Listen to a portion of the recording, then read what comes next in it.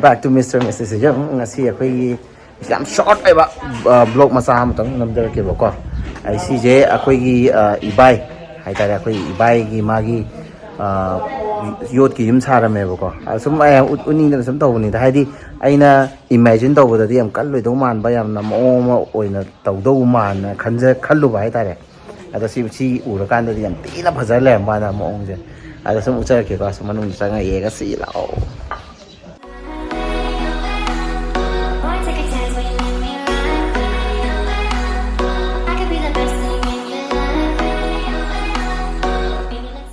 tatti tare si ma pura sunuai de ibai ha de ro si ja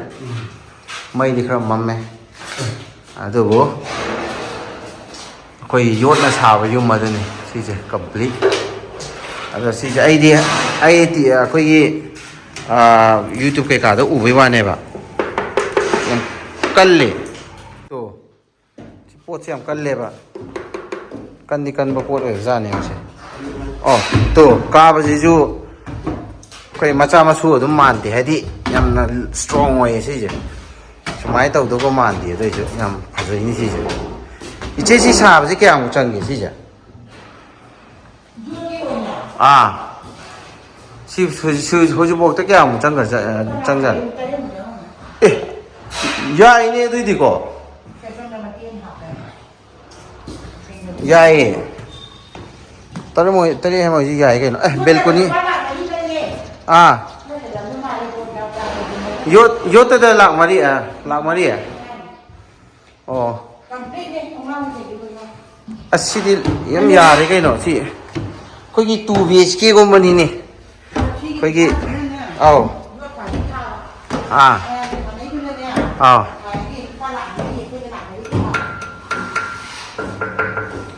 si koi calling de hai ga loi ko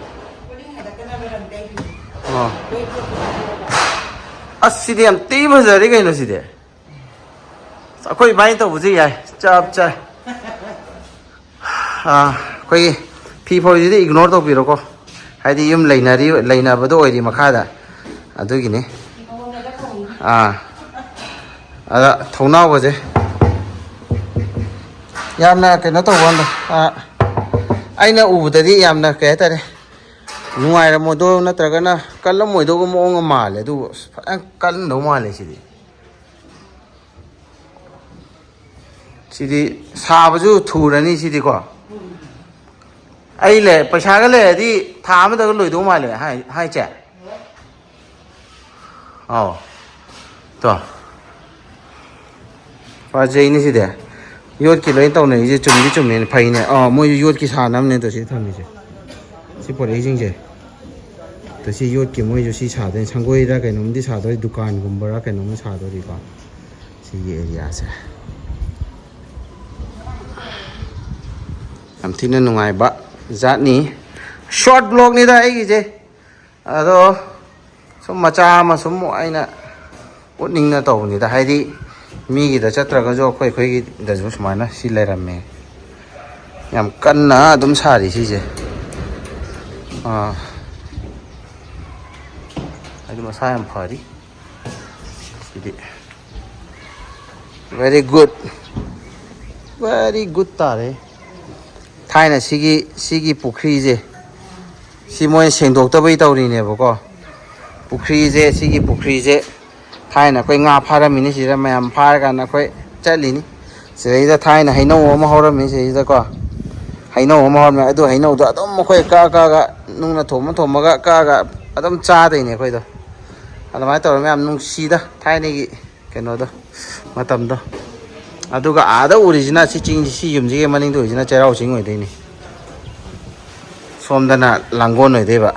Langon gi mafam do. Okay. Am thina phazare ado finishing khara bu diwali ado si loi ra bugum mani. Ai ka finishing tawraga adam ya salani. Yum je am tina mong ta na seme. Very good tare koi bain taw jam mong di ta sa ni. Koi bain seme ni. Ngam na phazana sem tha gare. Makha kumasi sigi je saita railing ke kasi simai hapak ki dori boko ꯈ꯭ꯋꯥꯏꯗꯒꯤ ꯄꯣꯁ ꯇꯥꯕꯁꯦ ꯃꯣꯏ ꯁꯤ ꯁ꯭ꯇꯦꯌꯔꯁꯦ ꯌꯥꯝ ꯊꯤꯅ ꯄꯣꯁ ꯇꯥꯏ ꯌꯥꯝ ꯀꯟꯁꯨ ꯀꯜꯂꯤ ꯏꯁꯇ꯭ꯔꯣꯡꯁꯨ ꯑꯣꯏꯌꯦ ꯌꯥꯝꯅ ꯃꯐꯝꯁꯦ ꯌꯥꯝ ꯊꯤꯅ ꯄꯣꯁ ꯇꯥꯏ ꯑꯩꯈꯣꯏ ꯏꯕꯥꯏ ꯂꯩꯔꯦ ꯁꯤꯗ ꯑꯩꯈꯣꯏ ꯏꯕꯥꯏ ꯂꯩꯔꯦ ꯑꯩꯈꯣꯏ ꯏꯕꯥꯏꯁꯦ ꯕ꯭ꯂꯣꯛꯇ ꯌꯥꯝ ꯌꯥꯎꯈ꯭ꯔꯕꯅꯦ ꯃꯃꯥꯡꯒꯤꯗ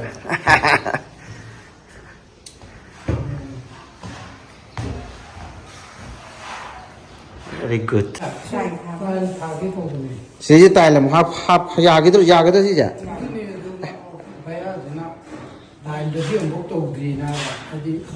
ꯀꯟꯇꯦꯛ ꯇꯧꯅꯔꯒ ꯕꯦ ꯑꯗꯨꯝ ꯇꯥꯏꯜ ꯊꯥꯕ ꯑꯗꯨꯝ ꯌꯥꯒꯗ꯭ꯔꯥ ꯁꯦ ꯈꯪꯗꯦ ꯑꯣ ꯑꯠꯆꯥ ꯑꯠꯆꯥ ꯃꯥꯗꯤ ꯈꯪꯗ꯭ꯔꯦ ꯑꯣꯀꯦ ꯑꯣꯀꯦ ꯃꯤ ꯑꯃꯅ ꯇꯧꯔ ꯇꯧꯍꯧꯕꯅꯦꯕ ꯑꯣ ꯌꯦꯡꯒꯦꯅ ꯌꯥꯏ Ground floor nata sige Cement leiro ꯑꯣ ꯁꯤ ꯐ꯭ꯂꯣꯔꯤꯡ ꯀꯩꯀꯥ ꯇꯧꯔꯅꯤ ꯐꯂꯥꯡ ꯀꯩꯀꯥꯁꯦ ꯈꯔ ꯐꯤꯅꯤꯁꯤꯡ ꯇꯧꯔꯛꯑꯅꯤ ꯂꯣꯏꯁꯤꯜꯂꯛꯑꯅꯤ ꯑꯗꯨꯒ ꯑꯁ ꯑꯗꯨꯝ ꯀꯜꯂꯤꯗ ꯑꯗꯨꯝ ꯌꯥꯅꯤꯗ ꯆꯍꯤ ꯐꯅ ꯁꯥꯡꯅ ꯑꯗꯨꯝ ꯂꯩꯕ ꯌꯥꯅꯤ ꯁꯤꯒꯤ ꯌꯨꯝ ꯃꯑꯣꯡ ꯈꯨꯁꯥꯁꯦ ꯁꯣꯝꯗꯁꯨ ꯑꯩꯅ ꯁꯤ ꯎꯠꯍꯧꯗꯕꯩ ꯋꯥꯅꯤ ꯃꯌꯥꯝꯀꯣ ꯑꯩꯈꯣꯏꯒꯤ ꯁꯤ ꯕꯦꯛ ꯁꯥꯏꯗꯠꯇꯁꯨ ꯐꯖꯅ ꯃꯐꯝ ꯂꯩꯔꯤꯕ ꯁꯨꯃꯥꯏꯅ ꯁꯤꯅ ꯑꯩꯈꯣꯏ ꯊꯪꯅꯕ ꯌꯨꯝꯅꯤꯀꯣ ꯐꯖꯅ ꯂꯩꯔꯤꯑꯕ